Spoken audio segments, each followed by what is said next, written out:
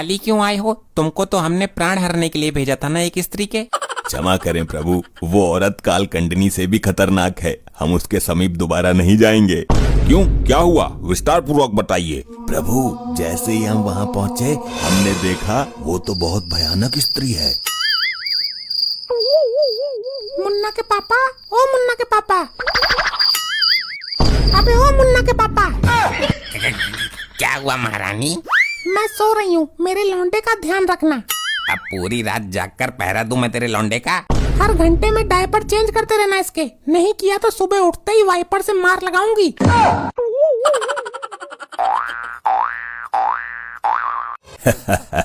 क्या जमाना आ गया, इस छोटी सी औरत को लेने के लिए 2 यमदूतों को आना पड़ा है। इसके लिए एक ही बहुत था। ये देखने में ही छोटी है, अंदर से बहुत खतरनाक है। ये निकालते हैं इसके प्राण, किंतु इसका आदमी हमें देख ना पाए और ना सुन पाए। बैठा बैठा सो रहा है नरमुंड, ये दोनों अंदर कैसे आए? कौन दोनों? यहाँ तो कोई नहीं है।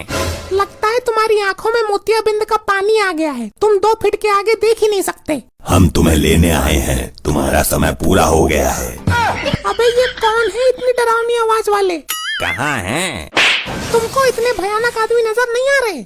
यार ये इसका आदमी तो बहुत डरता है इससे। ये है तो छोटी सी, लेकिन मोटर बड़ी वाली लगी हुई है इसमें। आखिर ये दोनों है कौन? मुझे तो इनसे बहुत डर लग रहा है, लेकिन दिमाग तो मेरे में बहुत है, दिमाग का इस्तेमाल करती हूँ। अब तुम मृत्यु को प्राप्त करने जा रही हो, इसलिए संसार से मोह माया त्याग दो। मैं नू कह रही थी जी कि चाय पियोगे? चाय? फालतू मत बनाना, क्योंकि यहाँ फालतू पीने वाला नहीं है कोई। मैं तुमसे नहीं पूछ रही हूँ। तो मेरे अलावा यहाँ है ही कौन? मारती रहती है, कान की ऐसी तैसी कर दी इसने। यार इसके तो हाथ बहुत चलते हैं, अपने पति की दुर्दशा कर दी इसने तो। जिसने अपने पति का ये हाल कर दिया वो हमारा क्या हाल करेगी? मुझे तो डर लग रहा है। डरते क्यों हो? यमदूत हैं हम, प्राण हरने वाले यमदूत। ये बताओ, मेरे लौंडे का डायपर चेंज किया तुमने? वो मैं करने ही वाला था। अबे क्या है ये? औरत है कि बवाल है? मैंने बोला था ना, बड़ी मोटर लगी है इसमें। अब इसके प्राण तो निकालो किसी तरह से। तुम निकालो, मेरा तो कलेजा कांप रहा है। चलो चलते हैं वापस, इसके प्राण लेने हमारे बस की ना है। आए थे इसके प्राण लेने, लेकिन इसका ये रूप देखकर हमें खुद अपने प्राण संकट में लग रहे हैं। चलो यमराज जी को ही भेज देंगे। जैसे ही हम वहाँ पहुँचे हमने देखा वो तो बहुत भयानक स्त्री है। देखने में छोटी सी ही है, लेकिन जब गरजती है तो राक्षसनी लगती है। उसका पति पता नहीं कैसे झेल रहा है। उसकी अपनी कोई इज्जत नहीं है और दूसरों की इज्जत करनी उसको आती नहीं। लज्जा से डूब मरो, कैसे यमदूत हो? एक छोटी सी स्त्री से डरकर भाग के आ गए। उसका छोटा साइज देखकर पहले मैं भी उसे ढोलकिया समझ रहा था, पर वो इतनी खतरनाक निकली कि उसके प्राण हरने की हिम्मत ही नहीं हुई हमारी।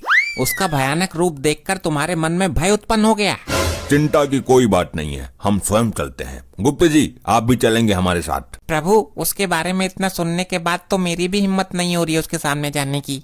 गुप्त जी, क्षमा करें प्रभु, क्षमा। आप मनुष्यों से डर रहे हैं? ठीक है प्रभु, लेकिन जाने से पहले मैं उसके बारे में कुछ जानकारी हासिल कर लेता हूँ। जल्दी इस लैपटॉप नामक यंत्र से पता करो कि ऐसी कौन सी शक्ति है जो इसकी रक्षा कर रही है और जिसके कारण ये इतनी भयानक लग रही है।